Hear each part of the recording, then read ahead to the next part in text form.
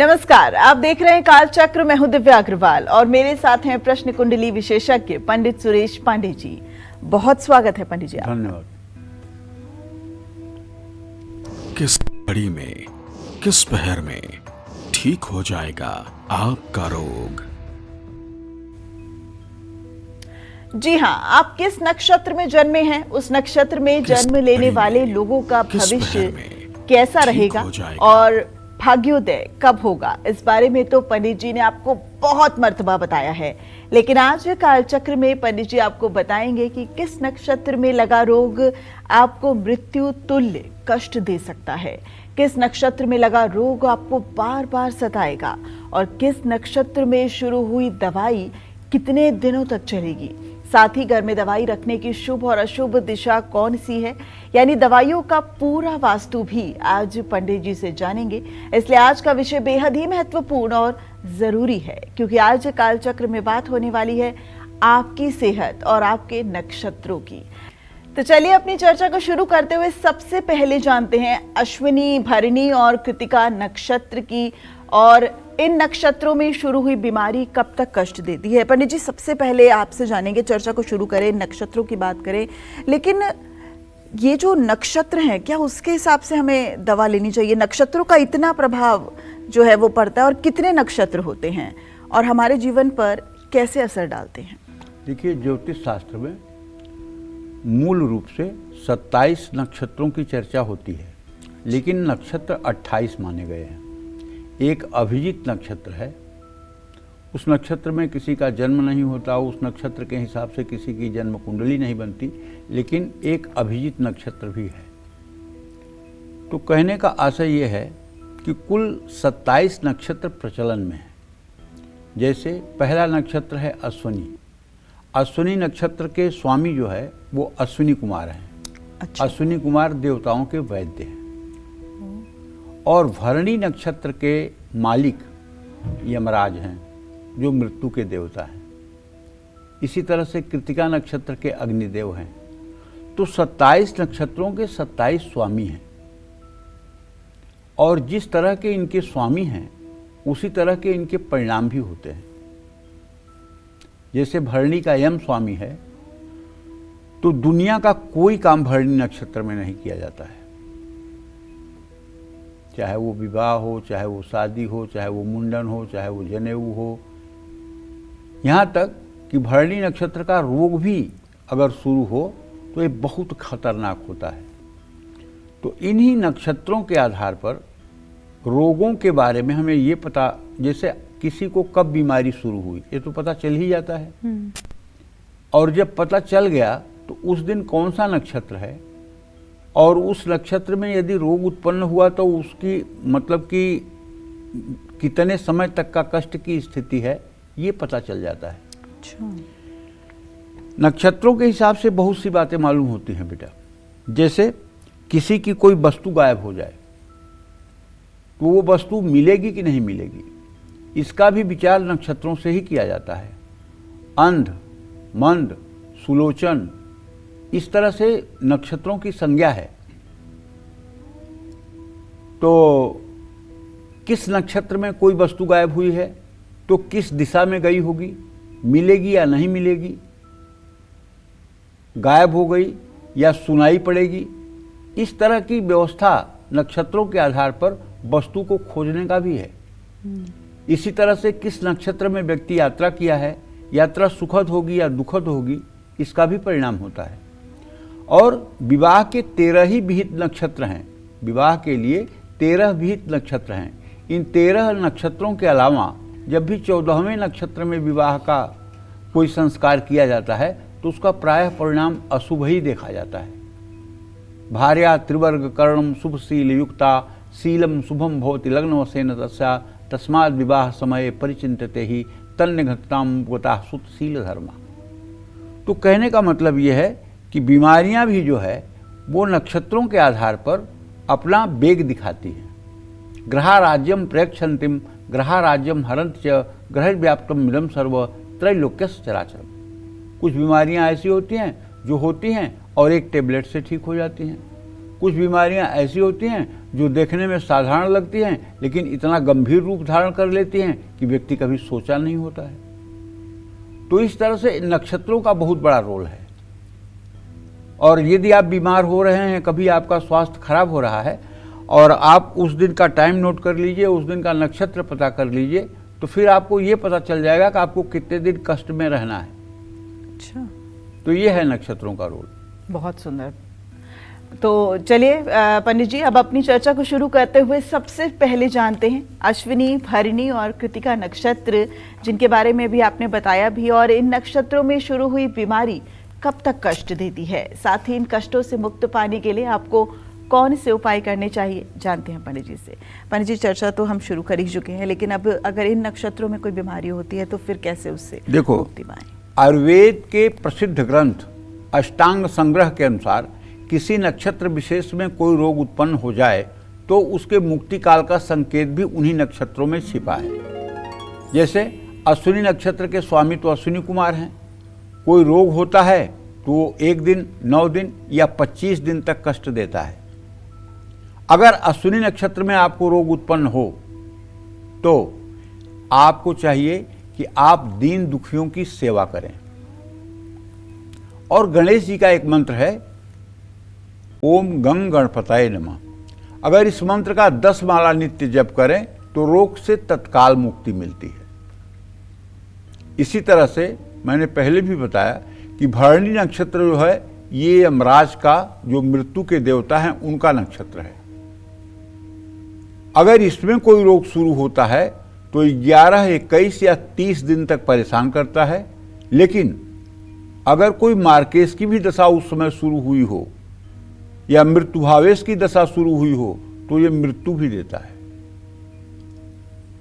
अगर मृत्यु न भी दे, कहीं से बृहस्पति की दृष्टि है लगने इस पर, तो मृत्यु तुल्य कष्ट जरूर देता है, मृत्यु के निकट पहुंचा करके वापस लेता है।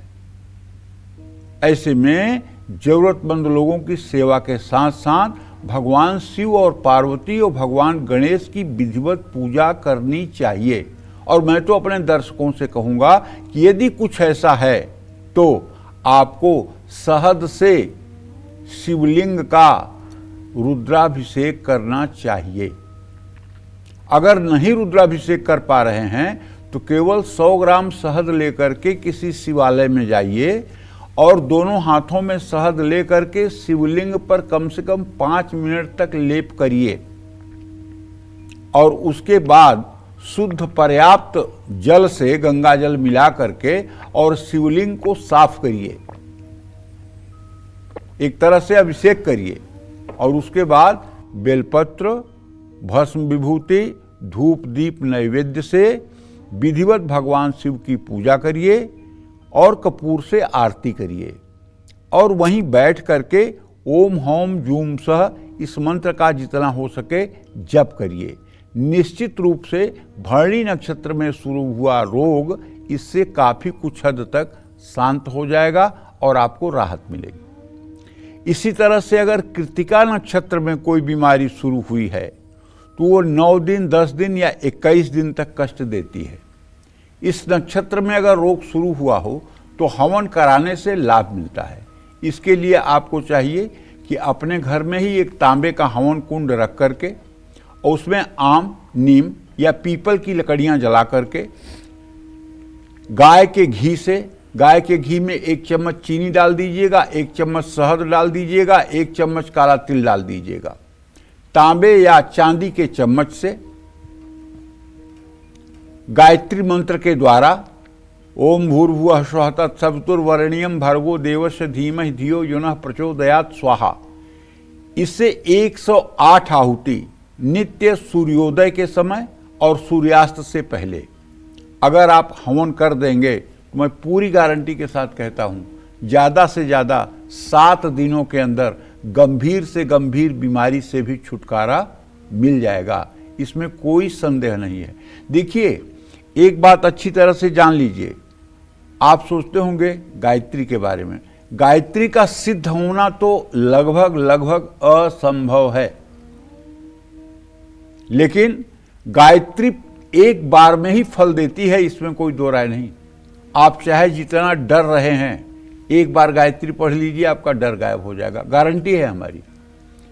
कोई मूर्छा में व्यक्ति है और मूर्छा आ गई है, उसका दांत बैठ गया है, बेहोश हो गया है, गायत्री मंत्र हाथ में लेकर के एक बार गायत्री मंत्र पढ़ के उसके मुंह पे पानी के छींटे मारिए, उठ के बैठ जाएगा।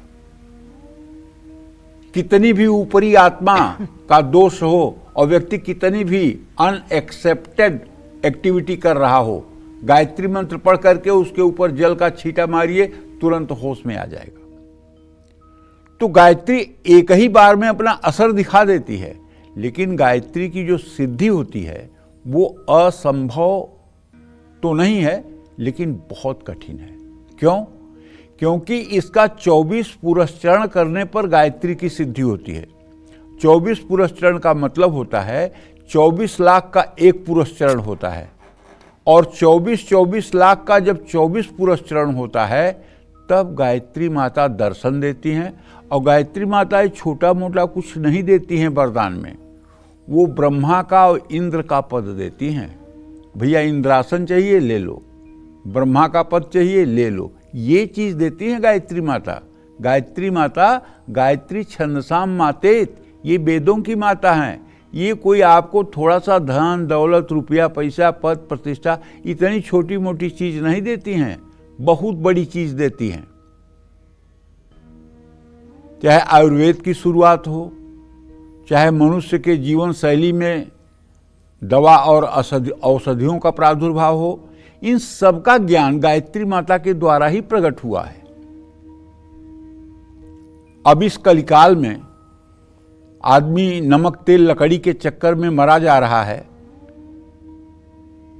16 साल तक लगातार अनवरत साधना करना और किसी से मिलना जुलना नहीं, केवल अपनी साधना उपासना में रहना और एक समय आहार लेना, जमीन पर शयन करना, पूर्ण रूपेण ब्रह्मचर्य का पालन करना, सत्य संभाषण करना, ये सब गायत्री के अनुष्ठान के नियम हैं। तो क्या ये इतना आसान है, इतना संभव है? लेकिन हाँ, पृथ्वी वीरों से खाली नहीं है। पंडित श्री राम शर्मा आचार्य ने साधना की थी और उनकी ये साधना फलीभूत है। आज भी गायत्री परिवार अपने मिशन में कामयाब है।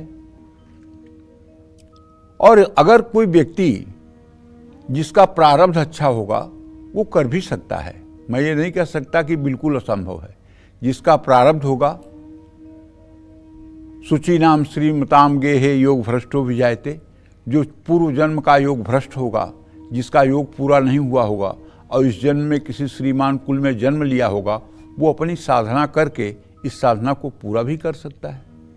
इसलिए असंभव भी नहीं कहा जा सकता। तो कहने का आशय ये है कि अगर घर में किसी भी नक्षत्र में बीमारी हो, किसी घर में अगर नित्य प्रातः सायं गायत्री से हवन होता है, तो वहाँ चाहे बीमारी हो, चाहे दैवी आपदा हो और चाहे प्राकृतिक आपदा हो, कुछ भी उस परिवार के ऊपर असर अपना नहीं डाल सकती, इसमें कोई संदेह नहीं है। जय मां विंध्यवासिनी।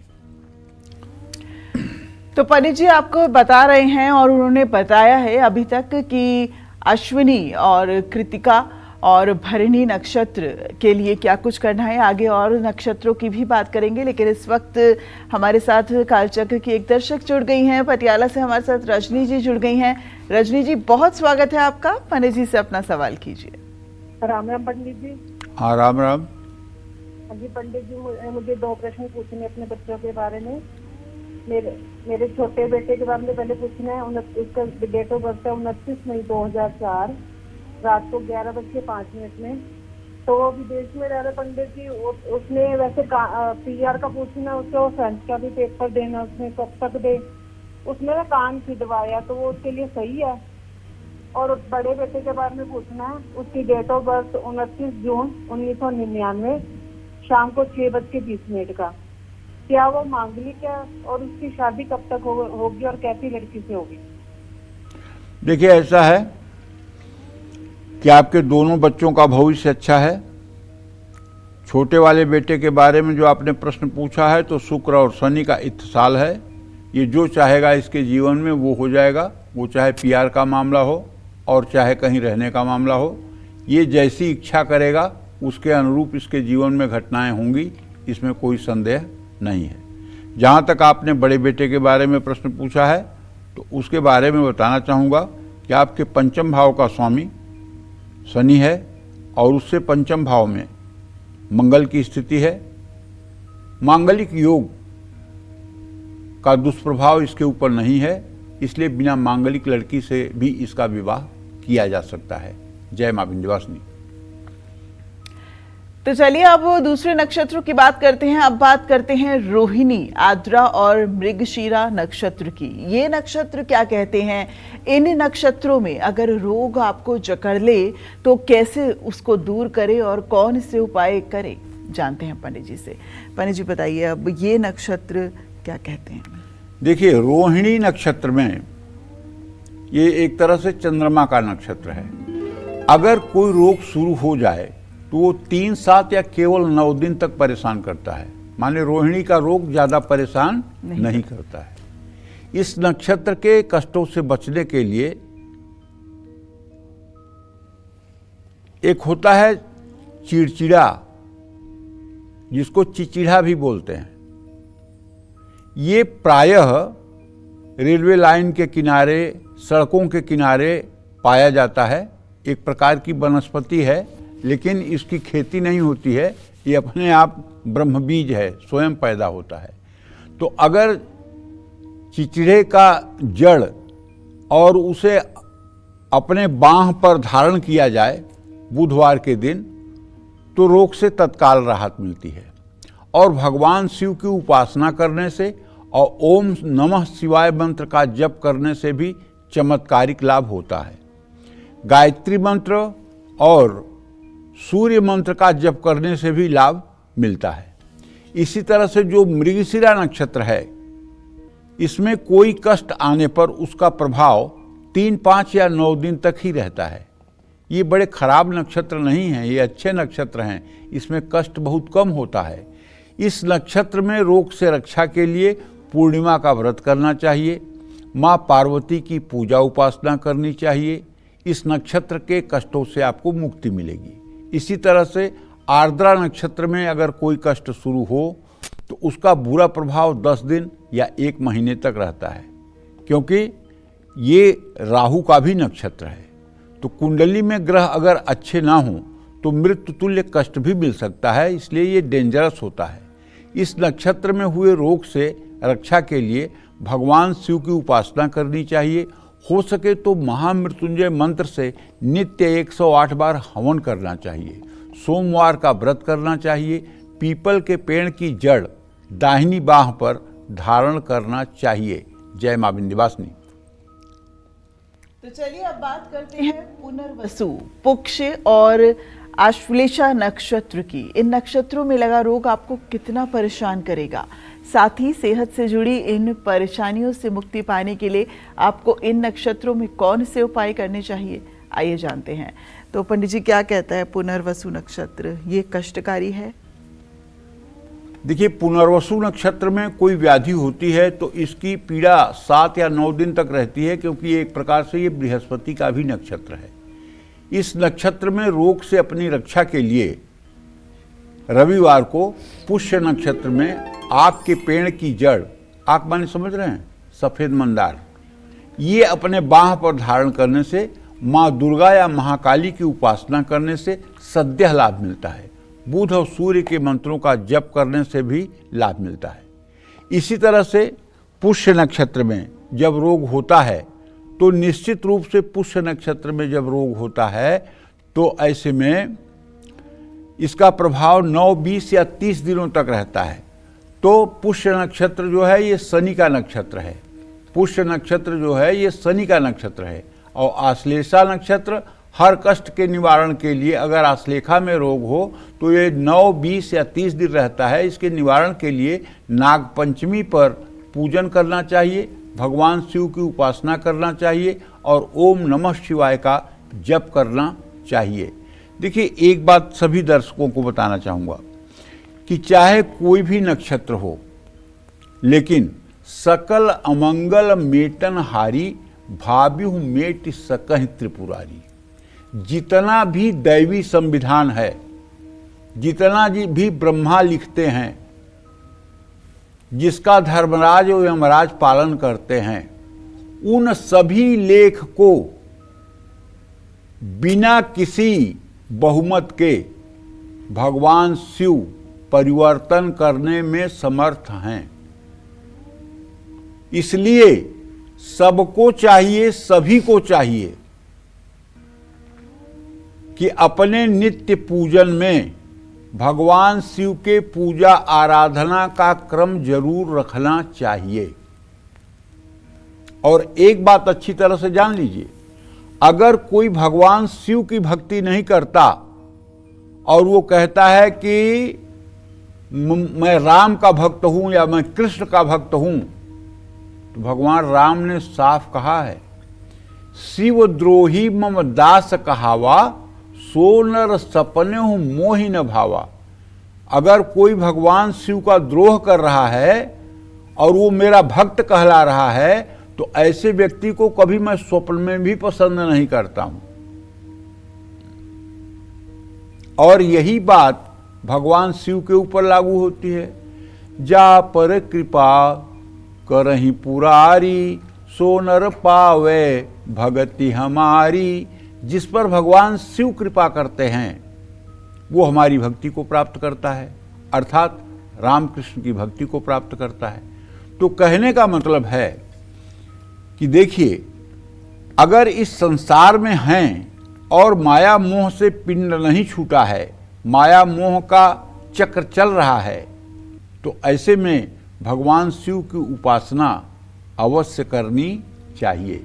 जिस दिन आपके उपासना की स्थिति बहुत अच्छी हो जाएगी, उस दिन स्वतः से आपको भगवान शिव ही आपके अंतर जगत में प्रेरणा दे करके और आपको राम और कृष्ण की तरफ मोड़ देंगे। इसमें कोई संशय नहीं है। जय मां विंध्यवासिनी। तो पंडित जी लगातार आज बता रहे हैं कि कौन से नक्षत्र में कौन सा रोग हो तो उसे दूर किया जा सकता है, और रोग के बारे में भी जो जानकारी है वो हासिल की जा सकती है, जिससे आप जल्द दुरुस्त हो सकें। कुल 27 नक्षत्र है। 9 नक्षत्रों की बात पंडित जी कर चुके हैं, आगे और नक्षत्रों की बात भी करेंगे। लेकिन इस वक्त कालचक्र की एक दर्शक हमारे साथ जुड़ गई हैं, उत्तर प्रदेश से हमारे साथ खुशबू जी जुड़ गई हैं। खुशबू जी, बहुत स्वागत है आपका कालचक्र में। पंडित जी से अपना सवाल कीजिए।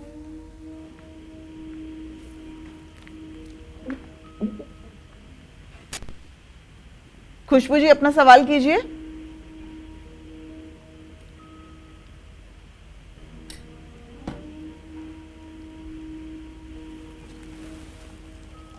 खुशबू जी, आप तक हमारी आवाज आ रही है? ठीक है, चलिए अब अपने चर्चा को आगे बढ़ाते हुए बात करते हैं मघा, पूर्वा फाल्गुनी और उत्तरा फाल्गुनी नक्षत्र की। इन नक्षत्रों में लगा रोग आपको कितने समय तक पीड़ा देगा? साथ ही इस पीड़ा से मुक्ति पाने के लिए आपको कौन से अचूक और असरदार उपाय करने चाहिए? जानते हैं पंडित जी से।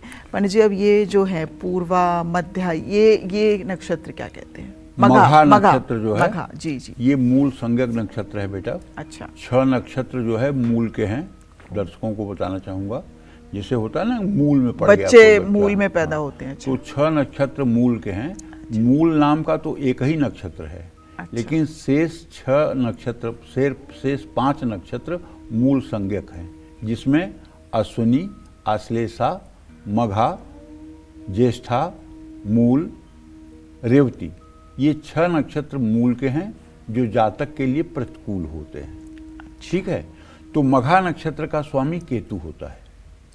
मघा नक्षत्र में अगर कोई व्यक्ति बीमार पड़ता है या कष्ट शुरू होता है तो उसका असर थोड़ा लंबा रहता है। कैसे? 20 दिन तक, 30 दिन तक या 45 दिन तक, क्योंकि ये केतु का नक्षत्र है। इस कष्ट से मुक्ति पाने के लिए कुष्ठ रोगियों की सेवा करनी चाहिए, जरूरतमंद लोगों में मिठाइयाँ बांटनी चाहिए, बरगद के पेड़ की पूजा करनी चाहिए, पितरों का सम्मान में श्राद्ध करना चाहिए और भगवान शिव की उपासना करनी चाहिए। इसी तरह से पूर्वा फाल्गुनी शुक्र का नक्षत्र है। अगर इसमें कोई व्याधि उत्पन्न होती है तो इसकी पीड़ा 8, 15 या 30 दिन या 2 महीने तक भी रह सकती है। इस नक्षत्र में मिलने वाले कष्टों से मुक्ति पाने के लिए नवरात्र में माँ दुर्गा की उपासना करनी चाहिए, शिवलिंग पर जलाभिषेक करना चाहिए। इसी तरह से उत्तरा फाल्गुनी में जिनका जन्म होता है वो सूर्य के नक्षत्र में जन्म लेते हैं। उनके शरीर पर इसका असर 7, 15 या 27 दिनों तक रहता है। ऐसे में सफ़ेद मंदार की जड़ बाजू में बांधना चाहिए, किसी भूखे व्यक्ति को भोजन कराना चाहिए, सूर्य की उपासना करनी चाहिए और गायत्री मंत्र का जप करने से भी लाभ मिलता है। जय मां विंध्यवासिनी। तो चलिए अपनी चर्चा को आगे बढ़ाएं। उससे पहले नोएडा से हमारे साथ शारदा जी, कालचक्र के एक दर्शक जुड़ गई हैं। शारदा जी, बहुत स्वागत है आपका कालचक्र में। पंडित जी से अपना सवाल संक्षेप में और स्पष्ट तरीके से कीजिए। शारदा जी का कॉल कट गया है, तो चलिए चर्चा को आगे बढ़ाते हुए बात करते हैं हस्त, चित्रा और स्वाति नक्षत्र की। इन नक्षत्रों में शुरू हुई बीमारी कब तक कष्ट देती है? साथ ही इन कष्टों से मुक्ति पाने के लिए आपको कौन से उपाय करने चाहिए? आइए जानते हैं पंडित जी से। पंडित जी, अब हस्त नक्षत्र मतलब हाथ? हाँ, हस्त नक्षत्र का मतलब होता है कि ये हस्त नक्षत्र जो है ये चंद्रमा का नक्षत्र है। इसमें अगर कोई बीमार होता है तो 7, 8, 9 या 15 दिन तक बीमार रह सकता है। ये कोई बहुत खतरनाक नक्षत्र नहीं है। हस्ता सुपुख्य अभिजित क्षिप्रलभ गुरु तथा तस्मिन पण्य रति ज्ञानम भूषा शिष्पक लादिकम, ये अच्छे नक्षत्रों की श्रेणी में आता है। इस पीड़ा से मुक्ति पाने के लिए जावित्री या सफ़ेद मंदार की जड़ बाजू में बांधना चाहिए और नित्य प्रातः सूर्य को जल देकर के आदित्य हृदय स्तोत्र का पाठ करना चाहिए, सूर्य को अर्घ्य देना चाहिए और सुबह जल्दी सोकर उठने की आदत डालनी चाहिए। इसी तरह से चित्रा नक्षत्र मंगल का है। अगर कोई संकट शुरू हो रहा है तो उसका प्रभाव 8, 11 या 15 दिनों तक रहता है। ये मंगल का नक्षत्र है। ऐसे में घर में तिल, चावल या जौ से हवन करना चाहिए। काला तिल की मात्रा ज़्यादा हो, चावल और जौ की मात्रा नाम मात्र की हो और उसमें थोड़ी सी चीनी और घी मिला करके अगर महामृत्युंजय मंत्र से हवन किया जाए तो निश्चित रूप से लाभकारी होता है। चित्रा नक्षत्र के अशुभ प्रभावों को और कम करने के लिए माँ दुर्गा की उपासना करें, दुर्गा सप्तशती का पाठ करें। अगर पूरी दुर्गा सप्तशती का पाठ नहीं कर सकते हैं और केवल दीप जला करके 9 बार दुर्गा सप्तशती के कवच का पाठ कर लें तो चाहे जितनी गंभीर बीमारी हो, अगर ये अनुष्ठान 9 दिनों तक कर लिया जाए तो उस बीमारी से मुक्ति मिल जाती है। जरूरी नहीं एक बीमार व्यक्ति ही पाठ करे। बीमार व्यक्ति के बिहाफ पर परिवार का कोई सदस्य जो संस्कृत में दुर्गा सप्तशती के कवच का पाठ कर सकता है, उसे चाहिए कि घी या तिल के तेल का दिया जलाकर दुर्गा जी के चित्र के सामने गंध, अक्षत, पुष्प, धूप, दीप नैवेद्य से पूजन करके अनार के दाने का भोग लगा करके और कवच का 9 बार पाठ कर दे और 9 बार पाठ करने के बाद थोड़ा सा जल बीमार व्यक्ति के ऊपर जा करके फूल या कुसा से छिड़क दे। आप विश्वास करिए, चमत्कारिक लाभ होगा।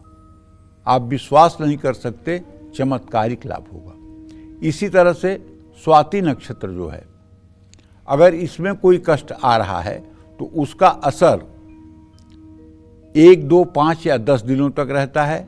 ऐसे में कष्टों से मुक्ति पाने के लिए गाय की सेवा करनी चाहिए, जावित्री की जड़ बाजू में धारण करना चाहिए। माँ सरस्वती की भी उपासना लाभदायी होती है। जय माँ विंध्यवासिनी। चर्चा को आगे बढ़ाते हुए अब बात करते हैं विशाखा, अनुराधा और ज्येष्ठा नक्षत्र की। इन नक्षत्रों में शुरू हुआ रोग कितना कष्टकारी होता है? साथ ही इन रोगों से मुक्ति पाने के लिए आपको कौन से उपाय करने चाहिए? आइए जानते हैं पंडित जी से।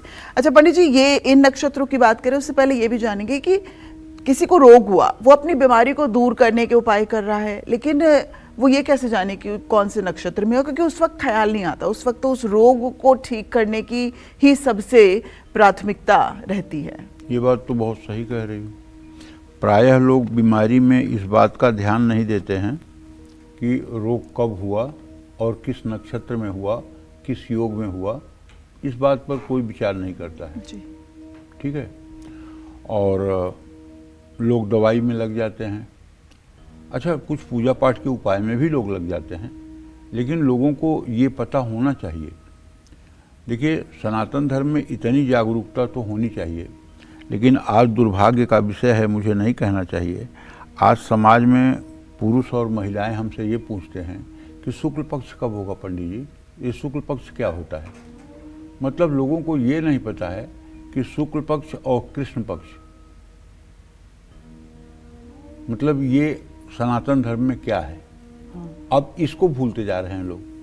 परिवार से लेकर के पूर्णिमा तक और अमावस्या तिथि को, ये जो 16 तिथियां हैं, तिथियों के बारे में नहीं पता है।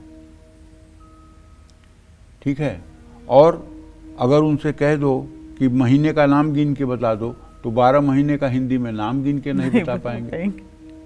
बिल्कुल सही कह रहे हैं। अब बच्चे तो ऐसे हैं जो 5वीं 6वीं में पढ़ते हैं, हमसे कहते हैं बाबू 67 माने क्या होता है। हाँ जी। तो बताओ 67। अच्छा 67, मतलब उनको इतना तक ज्ञान नहीं है। बिल्कुल। तो कहीं ना कहीं से ये हमारी जो इंग्लिश मीडियम की पढ़ाई है, चलो है तो ठीक, भाषा है, ज्ञान है, कोई बुराई नहीं है, लेकिन हम कहीं ना कहीं अपने मूल संस्कृति से दूर होते जा रहे हैं। जो हमारी एक मूल संस्कृति थी, उससे हम दूर होते जा रहे हैं। उसकी जानकारी हमारे जीवन से खत्म होती जा रही है। तो अब नक्षत्र तो गूढ़ विषय है, नक्षत्र जानना तो ये कठिन बात है। बिना पंचांग देखे ये कैसे जाना जा सकता है कौन सा नक्षत्र होगा। नहीं, लेकिन अगर मैंने नक्षत्र जान लिया तो क्या मेरा जो रोग है वो जल्दी ठीक हो जाएगा? उसके अनुसार उपाय करने से। अच्छा। जैसे अगर आपने ये जान लिया कि ये व्यक्ति जो परेशान है, बेहोश हो रहा है, इसका ब्लड प्रेशर लो है, अगर आपको ये पता चल गया तो लो ब्लड प्रेशर का इलाज करके आप उसे राहत दे सकते हैं। हाई ब्लड प्रेशर के कारण यदि उसको मूर्छा आ रही है तो उसका इलाज आप कर सकते हैं। तो उसके लिए तो डॉक्टर है। तो डॉक्टर है ना जी। तो उसी तरह से नक्षत्रों का ज्ञान अगर आपको हो जाए तो उसके अनुरूप आप उपचार करके उसको ठीक कर सकते हैं। अच्छा। जैसे रोग की जानकारी होकर के उसका उपचार डॉक्टर करते हैं, वैसे नक्षत्र की जानकारी करके आप उसका उपचार कर सकते हैं। इसलिए नक्षत्रों की जानकारी होनी चाहिए, लेकिन सही बात यह है कि 99.99% लोगों को इसकी जानकारी होती ही नहीं है। लोग ये सोचते हैं अच्छा इससे क्या फर्क पड़ता है, रोग तो रोग होता है, जब चाहे तब होता है। ऐसा नहीं है। कभी कभी अशुभ समय में छोटा सा भी रोग बहुत बड़ा बन जाता है, और कभी कभी बड़ा रोग भी हमारे लिए वरदान बन के आता है। कोई गंभीर बीमारी है हमें और कोई रोग आया तो उसके इलाज के बाद हम पूरा एकदम निरोगी काया पा जाते हैं। बहुत बड़ी बात है। तो ऐसा नहीं है। देखो, हर उत्थान में एक पतन का बीज होता है, और हर पतन में एक उत्थान की संभावना भी छिपी होती है। ऐसा नहीं है कि बुरा तो बुरा, बुरा तो अच्छा नहीं, ऐसा नहीं है। हाँ, ये बात तुम्हारी सत्य है कि लोगों को इस बात का कोई भान नहीं है कि हमारा किस नक्षत्र में बीमारी हुई है। अच्छा, तो ये विषय बना क्यों? पहले जो हमारे आयुर्वेद के वैद्य होते थे तो वो नाड़ी देख करके ही रोग का पता करते थे कि इस व्यक्ति को क्या रोग है। बिल्कुल। नाड़ी से पता करते थे। नाड़ी हंस की तरह चल रही है कि कौवे की तरह चल रही है कि बगुले की तरह चल रही है कि नागिन की तरह चल रही है, इसी से पता करते थे कि वात पित्त कफ में से कौन सा त्रिदोष इसके ऊपर हावी है। और रोगी से पूछते थे कि बीमारी कब लगी। और वैद्य का काम करने वालों को सबको लगभग ज्योतिष आती थी, और तब वो देखते थे कि इसका रोग किस नक्षत्र में शुरू हुआ है, इसके लिए कौन सा पथ्य ठीक है, तो उस हिसाब से उपचार करते थे। मॉडर्न साइंस में जो MBBS करने वाले लड़के हैं, जो मतलब कि जो है आधुनिक चिकित्सा पढ़ने वाले लड़के हैं, उन्हें क्या पता कि मतलब कि नक्षत्र क्या होते हैं, ग्रह क्या होता है, नक्षत्र क्या होता है। वो तो ये मानते भी नहीं कि अरे ये सब तो बकवास की बातें हैं, इन सब चीज़ों से कोई फर्क नहीं पड़ता है। वो तो ये मानते भी नहीं कि ऐसा कुछ होता है। ये बात अलग है कि जब उनके ऊपर कोई परेशानी आ जाती है तो सब कुछ मानते हैं। वो तो आपको ऑर्थोडॉक्स कह के वो तब सब कुछ मानते हैं। हाँ। अगर उन्हें अपना ऑपरेशन कराना है तो आपसे जरूर मुहूर्त पूछेंगे कि कब ऑपरेशन कराएं, लेकिन अच्छा। अगर पब्लिक का ऑपरेशन करना है तो उसके लिए 24 घंटा खुला समय है। ओह। ठीक है, तो कहने का मतलब ये है कि जैसे विशाखा नक्षत्र के बारे में तुमने पूछा, विशाखा है, अनुराधा है, ज्येष्ठा है, तो विशाखा नक्षत्र के स्वामी बृहस्पति होते हैं। जी। तो ऐसे में अगर विशाखा नक्षत्र में कोई रोग की उत्पत्ति हुई तो इसकी पीड़ा 8, 10, 20 और 30 दिन तक रहती है। ऐसे में गुंजा की जड़ बाजू में पहने, सुगंधित वस्तुओं से घर में हवन करें। इसी तरह से भगवान शिव और भगवान श्री हरि विष्णु की उपासना करें। अनुराधा नक्षत्र का स्वामी शनिदेव होते हैं। इस नक्षत्र में अगर कोई रोग या कष्ट शुरू हो तो इसकी पीड़ा 6, 10 या 28 दिन तक रहती है। इससे बचने के लिए चमेली की जड़ बाजू में धारण कर सकते हैं। आदित्य हृदय स्तोत्र का पाठ कर सकते हैं। सूर्य के नामों का जप कर सकते हैं। ज्येष्ठा नक्षत्र जो है ये बुध का नक्षत्र है। इस नक्षत्र में अगर कोई रोग शुरू हो जाए तो इसका प्रभाव 15, 21 या 30 दिन तक रहता है। ऐसे में इस कष्ट से मुक्ति के लिए किसी भूखे व्यक्ति को दूध से बनी चीज़ खिलानी चाहिए, भगवान श्री हरि विष्णु की उपासना करनी चाहिए, बुध की शांति करानी चाहिए और विष्णु सहस्त्र नाम या राम रक्षा स्तोत्र का पाठ करना चाहिए। जय मां विंध्यवासिनी। तो चलिए अब बात करते हैं मूल, पूर्वाषाढ़ा और उत्तराषाढ़ा नक्षत्र की। इन नक्षत्रों में लगा रोग आपको कितना परेशान करेगा, साथ ही सेहत से जुड़ी इन परेशानियों से मुक्ति पाने के लिए आपको कौन से अचूक उपाय करने चाहिए, आइए जानते हैं। पंडित जी, सबसे पहले मूल नक्षत्र की बात करते हैं। मूल नक्षत्र भी केतु का नक्षत्र है। ठीक है, यही 6 नक्षत्रों में एक नक्षत्र मूल है और इसमें पैदा होने पर कहा जाता है आदौ पिताना समुपैत मूले पादे द्वितीये जन्नी तृतीये धनः चतुर्थो शुभोत शांत्या सर्वत्र सस्या दहिभे विलोमम। मूल नक्षत्र के पहले चरण में पैदा हुआ बच्चा अपने बाप के लिए भारी होता है, दूसरे चरण में पैदा हुआ बच्चा अपनी माँ के लिए भारी होता है और तीसरे चरण में पैदा हुआ बच्चा अपने धन वैभव के लिए भारी होता है, पिता के धन वैभव के लिए भारी होता है। और चौथे चरण में पैदा हुआ जो बच्चा होता है वो हर प्रकार से शुभ और मंगलकारी होता है, पूरे परिवार के उन्नति और उत्थान में सहायक होता है। तो अगर कोई केतु के नक्षत्र मूल नक्षत्र में रोग या कष्ट शुरू हो तो इसका प्रभाव 9, 15 या 20 दिनों तक रहता है। मूल नक्षत्र में शुरू हुए इस कष्ट को कम करने के लिए पानी की बर्बादी नहीं करनी चाहिए, किसी का दिल नहीं दुखाना चाहिए और महामृत्युंजय मंत्र का जप करना चाहिए और भगवान गणेश की भी पूजा उपासना करनी चाहिए। इसी तरह से पूर्वाषाढ़ा जो शुक्र का नक्षत्र है, अगर इसमें कोई रोग हो रहा है तो या तो ये 15 दिन या तो ये 30 दिन का समय ले सकता है। इतने समय में भी अगर ठीक ना हुआ तो उसको प्रभाव 2, 3 या 6 महीने तक रह सकता है। इस नक्षत्र में शुरू हुई बीमारी बार बार हो सकती है। इस कष्ट से मुक्ति पाने के लिए सफ़ेद चंदन का तिलक माथे पर करें और अपने घर में सुगंधित फूल लगाएं। कनक धारा स्तोत्र का पाठ करें, महालक्ष्मी अष्टक पढ़ें, माँ काली और भगवान शिव की उपासना करें। इसी तरह से उत्तराषाढ़ जो सूर्य का नक्षत्र है, इसमें अगर रोग शुरू हो तो उसका प्रभाव 20 से 45 दिनों तक रहता है। इस पीड़ा को कम करने के लिए किसी भूखे व्यक्ति को भोजन कराना चाहिए, किसी असहाय की मदद करनी चाहिए, उससे राहत मिलती है। जय मां विंध्यवासिनी। तो चलिए अब बात करते हैं श्रवण, धनिष्ठा और शतभिषा नक्षत्र की। इन नक्षत्रों में लगा रोग आपको कितने समय तक पीड़ा देगा, साथ ही इस पीड़ा से मुक्ति पाने के लिए आपको कौन से अचूक और असरदार उपाय करने चाहिए, आइए जानते हैं पंडित जी से। पंडित जी, सबसे पहले श्रवण नक्षत्र की बात। देखो, श्रवण नक्षत्र जो है ये चंद्रमा का नक्षत्र है और श्रवण नक्षत्र में अगर कोई शरीर में कष्ट होता है तो ये रोग ज़्यादा दिनों तक टिकाऊ नहीं होता, प्रायः 2 से 3 दिनों में ठीक हो जाता है। अगर थोड़ा असावधानी करेंगे तो 6-10 दिन भी चल सकता है।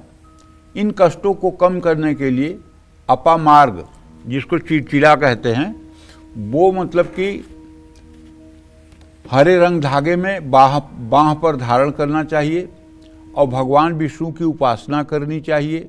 ओम नमो भगवते वासुदेवाय मंत्र का जप करना चाहिए। धनिष्ठा नक्षत्र में अगर कोई व्याधि होती है तो ये मंगल की दशा में व्याधि होती है। इसकी पीड़ा 13 दिन तक रहती है। कभी कभी इसका प्रभाव शरीर में 1 हफ्ता या 15 दिन तक भी रहता है। और धनिष्ठा नक्षत्र के आधा भाग व्यतीत होने के बाद पंचक भी शुरू होता है। तो इसकी शांति के लिए हनुमान जी की उपासना करनी चाहिए। गुड़ और चने का दान करना चाहिए। दुर्गा सप्तशती का पाठ करना चाहिए। भगवान शिव की उपासना करनी चाहिए। इसी तरह से सतभिषा नक्षत्र में कोई रोग शरीर में हो जाए तो इसका कष्ट 3, 10, 21 या 40 दिनों तक रहता है। ऐसे में कष्टों से मुक्ति पाने के लिए हवन, यज्ञ, दान, पुण्य कराएं, भूखे लोगों को भोजन कराएं, चंदन घिसकर उसका तिलक करें। इन सब चीज़ों से राहत मिलती है। जय मां विंध्यवासिनी। तो आगे जो चर्चा है वो जारी रहेगी और बाकी नक्षत्रों के बारे में भी पंडित जी से जानकारी लेंगे, लेकिन इस वक्त कालचक्र के एक दर्शक हमारे साथ जुड़ गई हैं। उत्तर प्रदेश से हमारे साथ खुशबू जी जुड़ गई हैं। खुशबू जी, बहुत स्वागत है आपका, अपना सवाल कीजिए। जय मां विंध्यवासिनी। खुश रहो बेटा। पंडित जी, पहले तो मैं आपका बहुत दिल से आभार व्यक्त करना चाहती हूँ कि आपने हमको जिस डेट में मकान प्राप्ति के योग बताए उस डेट में हमको प्राप्त हुआ। आपको बहुत बहुत धन्यवाद। पंडित जी, मेरे 2 क्वेश्चन है। मेरे पति का नाम अंबुज गुप्ता है। उनकी डेट ऑफ बर्थ 7 जुलाई सन 1981 है। 6:15 AM, जलालाबाद, उत्तर प्रदेश। पंडित जी, हमारा पति बहुत परेशान है। वो इंक्रीमेंट और नौकरी परिवर्तन के लिए बहुत परेशान है। क्या निकट भविष्य में उनको नौकरी परिवर्तन होगा तो कब तक? और दूसरा, हमारे परिवार में ससुराल में पैतृक संपत्ति को लेकर बहुत विवाद चल रहा है। तो क्या पैतृक संपत्ति में अपना हक प्राप्त होगा? तो ये भी कब तक प्राप्त होगा पंडित? देखो, पहले प्रश्न का उत्तर तो ये है बेटा कि अगर ये नौकरी बदलना चाहते हैं तो उसका संयोग अब बना हुआ है, विलंब नहीं है। और जहाँ तक मेरा अनुमान कह रहा है कि ज़्यादा से ज़्यादा 15 अगस्त के बाद इनके नौकरी परिवर्तन के योग शुरू हो जाएंगे और सितंबर तक ये नौकरी परिवर्तन जहाँ चाहते हैं वहाँ हो जाएगा। जहाँ तक पैतृक संपत्ति का प्रश्न है तो चंद्रमा से अगर देखा जाए तो चतुर्थ भाव का स्वामी जो है बृहस्पति है, जो अपने भाव से सदाष्टक योग है। काफ़ी विवाद है पैतृक संपत्ति में। पैतृक संपत्ति मिलेगी जरूर, लेकिन अभी मान के चलो कि अप्रैल 2027 तक उसमें कोई प्रगति नहीं होने वाली है। अप्रैल 2027 के बाद ही बंटवारे या मतलब कि लेन देन की स्थिति शुरू होगी। उसके पहले बहुत ज़्यादा अपना दिमाग उसमें नहीं लगाना चाहिए और बहुत ज़्यादा तनाव नहीं लेना चाहिए। ये चीज़ अच्छे से हो जाए, इसके लिए हनुमान चालीसा और बजरंग बाण दोनों का पाठ नित्य करना चाहिए। हनुमान चालीसा और बजरंग बाण का पाठ करने से आने वाली अड़चनें दूर होंगी और न्याय भी होगा। जय मां विंध्यवासिनी। तो चलिए अब बात करते हैं पूर्वा भाद्रपद, उत्तरा भाद्रपद और रेवती नक्षत्र की। इन नक्षत्रों में लगा रोग आपको कितने दिनों तक कष्ट पहुंचाएगा, साथ ही इन कष्टों से मुक्ति पाने के लिए आपको कौन से उपाय और दान करने चाहिए, आइए जानते हैं पंडित जी से। पंडित जी, सबसे पहले पूर्वा भाद्रपद नक्षत्र की बात। देखिए, पूर्वा भाद्रपद नक्षत्र जो है, इसमें अगर कोई कष्ट हो जाए तो इसकी पीड़ा 2-10 दिनों तक रहती है। कभी कभी इस नक्षत्र में शुरू होने वाला रोग 2 या 3 महीनों तक भी प्रभावी रहता है। इन कष्टों से मुक्ति के लिए तिल का दान करें। और इसी तरह से उत्तरा भाद्रपद नक्षत्र में शरीर में कोई रोग शुरू हो जाए तो इसकी पीड़ा 7 दिन, 10 दिन या 45 दिन तक रहती है। ऐसे में इन कष्टों से मुक्ति पाने के लिए पीपल की जड़ बाह में धारण करनी चाहिए। भूखे व्यक्ति को मीठा भोजन कराएं, माँ दुर्गा की उपासना करें, विष्णु सहस्रनामावली का पाठ करें। रेवती नक्षत्र में अगर कोई रोग शरीर को लग जाए तो इस रोग का प्रभाव 10, 28 या 45 दिन तक रहता है। इन कष्टों से मुक्ति पाने के लिए पीपल की जड़ बाजू में धारण करें। लेकिन जैसे मतलब कि दिव्या, किसी को कैंसर के रोग की पता चल गया कि इस तारीख को कैंसर डिक्लेयर हो गया, तो क्या जरूरी थोड़ी है कि 7, 10, 15 दिन में ठीक हो जाएगा? बिल्कुल, उसकी बीमारी तो दीर्घ काल तक चलेगी जी। ठीक है ना। तो अब इसको जानने के लिए केवल नक्षत्रों को जानना जरूरी नहीं है। नक्षत्रों को केवल मेरे हिसाब से एक रोग में देखना चाहिए, ज्वर में, बस। और उसी में सटीक फलादेश करता है, बाकी रोगों में नहीं। अगर आपको बुखार हो गया तो मैं गारंटी के साथ कहता हूं, इन नक्षत्रों के आधार पर जो फोरकास्ट है ये ब्रह्मा की लकीर है। ये कभी बात 1% मिथ्या नहीं हो सकती।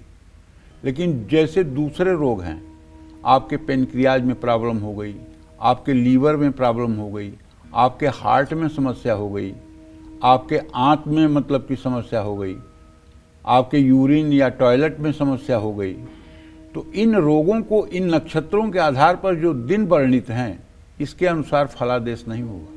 तो पंडित जी, बुखार भी अगर 3 या 5 दिन में ठीक ना हो तब नक्षत्र देखे ना? नहीं, 3 दिन और 5 दिन में ना ठीक हो या हो, देखना चाहिए। अच्छा। क्योंकि ये जो रोग हैं, जितना मैंने ज्योतिष पढ़ा है उसके आधार पर ये प्रायः ज्वर में ही देखे जाते हैं। ये प्रायः ज्वर में ही देखे जाते हैं। दूसरे जो रोग हैं, जिन रोगों का नाम हमने आपको बताया जी, जैसे किसी को सर्वाइकल की प्रॉब्लम शुरू हो गई, किसी को स्पेंडिलाइटिस की प्रॉब्लम शुरू हो गई, डायबिटीज, किसी को डायबिटीज शुरू हो गई, किसी की किडनी खराब हो गई, तो अब आप 7, 10, 15 दिन की बात नहीं कर सकते हैं। वो तो लंबा क्योंकि ये जो नक्षत्रों की बात कही गई है, मुहूर्त चिंतामणि मैंने बचपन में भी पढ़ा है। अच्छा। तो ये प्रायः ज्वर के लिए कहा गया है। और प्रायः सबसे ज्यादा हिंदुस्तान में जो होने वाला रोग था पहले, वो ज्वर ही होता था। आधी ज्वर, व्याधि ज्वर, खड़मास ज्वर, त्रिमास ज्वर, सांवत्सरिक ज्वर, पक्ष ज्वर, मास ज्वर, त्रिमास ज्वर, सांवत्सरिक ज्वर, मतलब बहुत प्रकार के ज्वर होते हैं। ज्वर एक प्रकार का नहीं होता है, बहुत प्रकार के ज्वर होते हैं। और उन्हीं ज्वर के मामले में इन नक्षत्रों का वर्णन किया गया है। जितना मैंने अध्ययन किया है मुहूर्त चिंतामणि में, जो देखा है मैंने, उसके आधार पर शेष रोगों में, जैसे किसी का हार्ट की प्रॉब्लम हो गई किसी नक्षत्र में, ठीक है, और उसकी बाईपास सर्जरी हो गई या स्टंट पड़ गया, तो अभी थोड़ी है कि इतने दिन में रोग एकदम से खत्म हो जाएगा। तो इसलिए देखो, ज्योतिष शास्त्र को भी व्यवहारिक रूप से ही देखना चाहिए। जैसे हिंदुस्तान में किसी के लग्न में शनि हो तो उसका रंग जरा सा सांवला होगा, लेकिन अगर वही व्यक्ति लंदन में पैदा हो और उसके लग्न में शनि हो तो क्या वो काला पैदा होगा? क्या वो सांवला पैदा होगा? नहीं ना। तो ज्योतिष जो है देश काल परिस्थिति के अनुसार फलादेश करती है जी। इसमें एक ही बात को पकड़कर नहीं लटकना चाहिए जी। जय मां विंध्यवासिनी। तो चलिए अब बात करते हैं घर में पड़ी दवाइयों से जुड़े वास्तु दोष की। क्या आप डाइनिंग टेबल पर अपनी दवाइयां रखते हैं? क्या आपके बेड या सिरहाने दवाइयां बिखरी रहती हैं, या फिर आपके घर में एक्सपायर हो चुकी दवाइयां हैं? तो जानिए इन सब बातों का आप पर और आपके परिवार पर क्या नेगेटिव इम्पैक्ट पड़ता है। पंडित जी से जानेंगे। पंडित जी, इसका इम्पैक्ट भी पड़ता है एक्सपायरी दवाइयों का और इन सब का? हाँ, पड़ता है। अच्छा। घर में जो दवाइयां इस्तेमाल नहीं हो रही हैं या एक्सपायर हो चुकी हैं, उनको आपको तुरंत फेंक देना चाहिए। ऐसा करने से आपकी सेहत में सुधार आएगा। घर में दवाइयां आनी कम हो जाएंगी। बेडरूम में दवाई नहीं रखनी चाहिए। कई लोग रात में सोते समय दवाई खाने के बाद अपने सिरहाने ही दवाई का डब्बा रख लेते हैं। ऐसा करने से आपको बार बार बीमार पड़ते रहने की संभावना बनती है। लेकिन जो बुजुर्ग हैं या जो चलने में असमर्थ हैं, उनके लिए ये बात लागू नहीं होती। रसोई में भी दवाई नहीं रखनी चाहिए। इससे आपके पूरे परिवार की सेहत पर एक निगेटिविटी फैलती है। डाइनिंग टेबल पर भी दवाई नहीं रखनी चाहिए। ऐसा करने से जो भी भोजन आप करेंगे उसका एक सकारात्मक प्रभाव आपके शरीर पर नहीं पड़ेगा। भोजन की तरह दवाई भी आपके लिए जीवन का एक हिस्सा बन जाएगी। घर में जितना खुले में दवाइयाँ पड़ी रहेंगी उतना ही आप बीमार पड़ेंगे। कभी भी दवाइयों को बिखेर कर न रखें। बिखरी हुई दवाइयाँ घर में नकारात्मक ऊर्जा को निमंत्रण देती हैं। बहुत कम लोग ऐसे हैं जो बाथरूम में भी दवाई रख देते हैं। बाथरूम में सबसे ज़्यादा निगेटिव एनर्जी होती है, जिसका बुरा असर आपके शरीर पर पड़ेगा। पूजा पाठ ज़्यादा करने वाले लोग अक्सर पूजा स्थान में दवाई रख देते हैं। ऐसा करना भी गलत है। जय मां विंध्यवासिनी। अगर आप भी अपने बेडरूम, किचन, फ्रिज के ऊपर या घर में कहीं भी दवाइयां रख देते हैं तो हो जाए सावधान और देखिए कालचक्र, क्योंकि आज का कालचक्र सिर्फ आपके लिए है। चलिए अपनी इसी चर्चा को आगे बढ़ाते हैं और अब बात करते हैं उन दिशाओं की जहां आपको भूल कर भी दवाइयां नहीं रखनी चाहिए। पंडित जी बताइए कौन सी दिशा है जहां रखनी चाहिए? जिन लोगों ने दक्षिण पूर्व दिशा में दवाई रखी है, माने साउथ ईस्ट में, उन पर दवाई का कोई असर नहीं होगा। दक्षिण पूर्व दिशा में दवाई रखी है तो आपको ज़्यादा दवाई खानी पड़ेगी। दक्षिण पूर्व में दवाई रखी है तो लंबे समय के लिए आपको दवाई का सेवन करना पड़ सकता है। और यदि साउथ के डायरेक्शन में, दक्षिण दिशा में दवाई रखी है तो दवाई खाना आपकी आदत बन सकती है। ऐसे में आपको मामूली शारीरिक कष्ट में भी दवाई लेने की आदत पड़ जाएगी। पश्चिम उत्तर में दवाई ना रखें, इससे आप पर दवाई का बेहतर असर नहीं होगा। उत्तर पश्चिम दिशा में रखी दवाई आपके शरीर को अपना आदी बना देगी।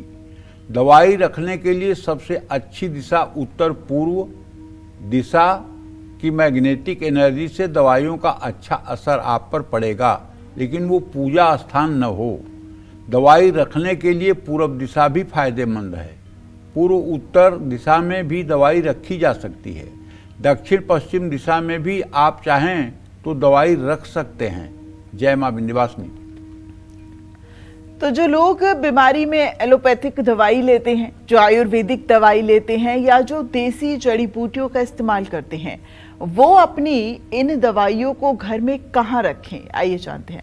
तो पंडित जी ये जो अलग अलग तरह की दवाई है तो क्या अलग अलग दिशा में रखनी चाहिए? नहीं, ऐसा कुछ नहीं है। पश्चिम दिशा में भी दवाई रखने से शरीर में पॉजिटिव असर दिखाई देता है। अच्छा। उत्तर दिशा में भी दवाई रख सकते हैं। एलोपैथिक दवाई हमेशा पश्चिम दिशा में अलमारी के अंदर रखना चाहिए, लेकिन एलोपैथिक की जैसे किसी को शुगर है, इंसुलिन हुआ है या इंसुलिन यूज करता है तो उसे तो फ्रिज में रखना पड़ेगा भाई। इंसुलिन को तो फ्रिज में रखना पड़ेगा, इस पे कोई नियम नहीं लागू होगा। अब जहाँ भी फ्रिज है वहाँ इंसुलिन तो रखना पड़ेगा। इसी तरह से एलोपैथिक का अगर कोई टॉनिक है तो उसे दक्षिण पश्चिम दिशा में आप रख सकते हैं। आयुर्वेदिक टॉनिक है तो उसे उत्तर पूर्व दिशा में रख सकते हैं। जड़ी बूटियां लेते हैं तो उनको पूर्व दिशा के मध्य भाग में रख सकते हैं। ऐसी दवाइयां जो अभी काम में नहीं आ रही हैं लेकिन आगे आ सकती हैं तो उनको आप पश्चिम दिशा के मध्य भाग में रख सकते हैं। कोई ऐसी दवाई ले रहे हैं जिसका कोर्स लंबा चलेगा तो इनको उत्तर पश्चिम दिशा में आप रखिए, ताकि जल्दी से जल्दी उसका कोर्स समाप्त हो और आप निरोग हो जाएं। जय मां विंध्यवासिनी। और निरोगी काया के लिए आपको दिशाओं से जुड़ी किन बातों का खास ख्याल रखना चाहिए, आइए जानते हैं पंडित जी से। पंडित जी कैसे रहें निरोगी? अब तो हम शायद दिशा से ही निरोगी हो सकते हैं अगर दिनचर्या ठीक कर ली जाए। अगर आदमी अपनी दिनचर्या ठीक कर ले, अपने को समयबद्ध कर ले, मुझे इतने बजे उठना है, इतने बजे शौच जाना है, इतने बजे स्नान करना है, इतने बजे पूजा करना है, इतने बजे नाश्ता करना है, इतने बजे बाहर निकलना है, इतने बजे शयन करना है, इतने बजे उठना है। अगर आदमी एक रूटीन फॉलो करे तो मैं विश्वास के साथ कह सकता हूं लगभग बीमारियां उस शरीर में न के बराबर होंगी। अच्छा। अब कोई बाई बर्थ जेनेटिक बीमारी अगर होगी तो हम उसकी गारंटी नहीं दे सकते। किसी की बाई बर्थ किडनी में प्रॉब्लम होती है, किसी के हार्ट में छेद होता है, या किसी को मतलब कि ऑटिज्म की शिकायत है, उसकी मैं गारंटी नहीं दे रहा हूँ। लेकिन प्रायः जो बीमारियां लगती हैं उन बीमारियों का कारण है अनियमित दिनचर्या। अगर आप एक रूटीन को फॉलो करना शुरू कर दें और एक आदर्श आचार संहिता बना करके आप जहां बैठते हैं या बेडरूम में एक मतलब कि जैसे टाइम टेबल होता है, वैसे एक अपनी आचार संहिता आप बना लें कि हमें उठना कितने बजे है, वॉशरूम कितने बजे जाना है, शेविंग कितने बजे करना है और नहाना कितने बजे है, तैयार कितने देर में होना है, पूजा स्थान में कितना समय देना है, स्वाध्याय के लिए पढ़ाई के लिए कब से कब का समय देना है, नाश्ता कितने बजे करना है, घर से बाहर कितने बजे निकलना है। मतलब अगर एक रूटीन हम फॉलो करें तो मैं कह सकता हूं कि लगभग 80% बीमारियां आपके पास आएंगी ही नहीं। लापरवाही से और अनियमित दिनचर्या से बीमारियां बढ़ती हैं। वर्किंग लोग तो शिफ्ट के टाइम के हिसाब से फॉलो करते हैं रूटीन। देखिए, चाहे आप वर्किंग हैं और चाहे आप नॉन वर्किंग हैं, वर्किंग हैं तब भी 10-12 घंटे की वर्किंग है, नॉन वर्किंग हैं अपना कोई बिजनेस व्यवसाय करते हैं तब भी 10-12 घंटे 14 घंटे का काम है। ऐसा तो कोई वर्किंग नहीं है जिसको 24 घंटे काम करना पड़े। ठीक है, तो सूरज तो हर समय उदय होता रहता है पूरे विश्व में, तो आप उसके हिसाब से चलिए। बेडरूम में शराब का सेवन न करिए, सुबह घर की सभी खिड़कियां खोलिए, भरपूर धूप आने दीजिए, इससे बैक्टीरिया और विषाणु नष्ट हो जाएंगे। दोपहर 12 बजे से सभी खिड़कियों को बंद कर दीजिए। गर्भवती महिलाएं दक्षिण पश्चिम दिशा के कमरे का इस्तेमाल करें। हाई ब्लड प्रेशर के मरीज दक्षिण पूर्व दिशा के बेडरूम में ना सोएं, इस दिशा में अग्नि का प्रभाव रहता है, इससे ब्लड प्रेशर बढ़ता है। परिवार के बुजुर्गों को हमेशा दक्षिण पश्चिम दिशा के कमरे में रहना चाहिए। कमरे में कभी भी झूठे बर्तन न रखें। खाना पकाते समय आपका मुंह पूर्व या उत्तर दिशा में होना चाहिए। दक्षिण दिशा की ओर मुंह करके भोजन बनाने से महिलाओं के शारीरिक और मानसिक स्वास्थ्य पर बुरा असर पड़ता है। पश्चिम दिशा की ओर मुंह करके खाना बनाने से आँख, नाक, कान और गले में समस्या होती है। तो ये सब बातें ध्यान देने की हैं। जय मां विंध्यवासिनी। चलिए अब बात करते हैं निरोगी काया के लिए कौन सी दिशा का ख्याल रखना चाहिए जानेंगे पंडित जी से। पंडित जी बताइए कैसे निरोगी रहे। देखिए, निरोगी काया के लिए तो आहार व्यवहार जरूरी है, लेकिन अगर ये शरीर बना है दिव्या तो बीमारी और कष्ट ये प्रारब्ध से निश्चित है, ये होगा ही होगा। कभी न कभी कुछ न कुछ बीमारी तो होगी। ऐसे में आप औषधि जो है, दवाई जो है, उसको ऐसी जगह पे रखें कि आप अपने सोने वाले जगह पर सिरहाने दवाई न रखें, आप पूजा स्थान में दवाई न रखें, आप अपने डाइनिंग टेबल पर दवाई न रखें। ऐसे स्थानों पर दवाई रखने से रोग की दीर्घता हो जाती है, रोग लंबा चलता है। दवाई को हर समय खाने के लिए जब उपयोग करना है तो उसे आप लीजिए और उसके बाद हर समय उसको वायव्य कोण में ही रखिए। और दवा का सेवन सार्वजनिक रूप से सबके सामने मत करिए। इन नियमों का अगर आप पालन करेंगे तो घर से दवाइयां अपने आप कम हो जाएंगी और बीमारियां भी समाप्त हो जाएंगी। जय मां विंध्यवासिनी। तो इसी के साथ हमारे दर्शकों को इतनी जरूरी और खास जानकारी देने के लिए पंडित जी आपका बहुत शुक्रिया। धन्यवाद।